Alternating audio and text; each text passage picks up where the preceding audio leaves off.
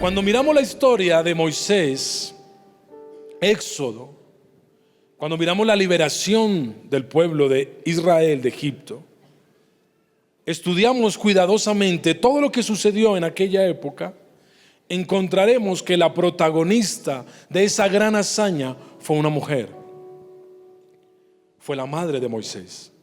No es casualidad que los dos o los tres hijos, los dos hermanos de Moisés, los dos hijos, la hermana mayor, María, el segundo hermano de Moisés, Aarón, y él, el tercero, Moisés, los tres fuesen protagonistas de la liberación del pueblo. Los tres fuesen protagonistas para que un pueblo esclavo se haya vuelto un pueblo rico. Pero el capítulo 1 narra que ellos estaban bajo ataque. Faraón había lanzado 3 decretos de muerte. Primer decreto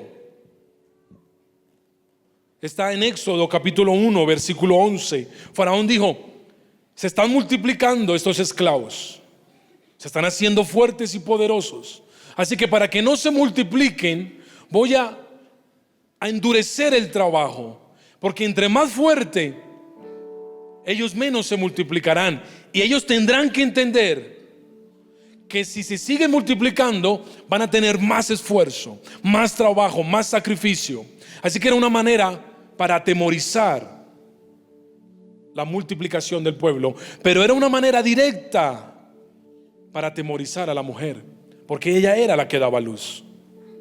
Me imagino que aquella época muchas madres, cuando vieron aquel decreto que puso su familia bajo ataque, muchas madres dijeron: no, este no es tiempo para tener hijos. No, la situación está muy difícil, este no es tiempo para multiplicarse. ¿Para qué traer un hijo al mundo si va a ser esclavo? Ahora, ese era el caso de Jocabed, decreto de muerte. Pero ella desafió el decreto de muerte. Dijo: no, a mí ningún faraón me va a prohibir, a mí ningún faraón me va a impedir. Y tuvo un primer hijo, una primera hija, se llamó María. Pero la Biblia también cuenta que hubo un segundo decreto, porque comenzaron y siguieron multiplicándose. Entonces el faraón llamó a las parteras y dijo: mire, cuando nazca un niño y si es varón, mátenlo. Y Jocabed escuchó el decreto de muerte, pero ante el decreto de muerte volvió a desafiar a Faraón y dijo: pues no, este no es tiempo para temer. Y tuvo un segundo hijo y su nombre fue Aarón. Y como seguían multiplicándose y como habían madres que retaban el decreto de muerte, Faraón sacó un tercer decreto: todo niño debe ser ahogado en el río Nilo. Y entonces esta madre dijo: pues tampoco. Volvió a quedar embarazada y tuvo a su hijo Moisés. Una madre que es un arma secreta, una madre que desafía el decreto del rey, nos deja lecciones. Y en esta mañana le quiero compartir rápidamente algunas lecciones de cómo una madre desafía no solo el decreto del rey, sino que vence la amenaza del enemigo. Se para al frente cuando su familia está bajo ataque. Primera lección que nos deja esta mujer: fe. No puede haber una madre que no camine en fe. No puede haber una madre que no viva en fe. Mira, la fe no es un sentimiento. La fe no es una emoción. No es un pensamiento. La fe es una decisión. Tercera característica de esta mujer como arma secreta de Dios, y la he llamado intercesión profética. Quiero que notes esto. Dice el versículo 7: entonces su hermana dijo a la hija de Faraón: iré a llamarte una nodriza de las hebreas para que te críe este niño. ¿Recuerda? Y el Señor me dijo: dile a las madres que levanten oración profética sobre su casa, porque la oración profética llegará a mi trono por aquellos que no tienen voz. Por aquel hijo que no clama, que ella levante aquella voz. Por aquel esposo que no clama, que ella levante aquella voz.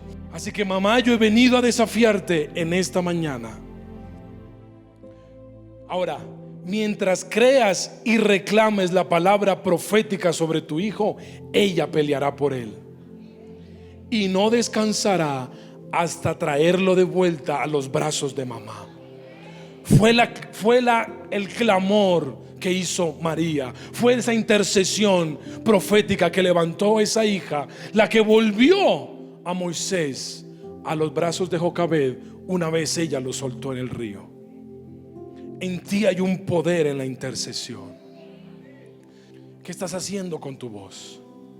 ¿La levantas para gritar? ¿La levantas para maltratar? ¿La levantas para herir a tus hijos? ¿O eres aquella voz profética que declara lo que será aunque no lo veas? Eres aquella voz profética que confiesa y llamas las cosas que no son como si fuesen. 4. Dice que cuando lo abrió, ella notó que era un hijo de los hebreos. ¿Cómo supo ella que Moisés era un hijo de los hebreos? Y los únicos que se circuncidaban en aquella época eran los hebreos. Así que cuando ella notó que estaba circuncidado, dijo: este es un niño de los hebreos. ¿Qué era la circuncisión? Era un pacto que había hecho Dios con el pueblo de Israel. Así que el Señor me dijo: dile a las madres que aquella que honra el pacto la honrará a ella. Cuando tú levantas a tu hijo bajo pacto, ese pacto que tú haces un día se devolverá. Y honra el pacto y el pacto te honrará a ti. Trae a tu niño desde pequeño a la iglesia, no lo dejes en casa. Honra el pacto y el pacto te honrará a ti. Jocabed lo que hizo fue que escondió a su hijo. Ella nunca lo perdió, ella solo lo escondió. Y como era un arma secreta, con tremenda astucia, esta mujer lo escondió en las mismas garras del enemigo. Y el Señor me dijo esto. Me dijo: ¿por qué llamé a Moisés? Porque esta madre lo escondió. Era el único que entendía el concepto de libertad. ¿Acaso no ves en el Éxodo que todo el tiempo el pueblo se quería devolver a Egipto? ¿Quién era el único que nunca habló de volver a Egipto? Moisés. ¿Por qué? Porque él sabía lo que era la libertad. Él conocía lo que era vivir libre. Para él la esclavitud no era normal. Por eso solo alguien con ese tipo de mentalidad podía guiar al pueblo. Entonces Dios me dijo: no mires a Jocabed y no te lamentes. Aparte, ella entendió que la fuente de su felicidad no era su hijo, sino que era Dios.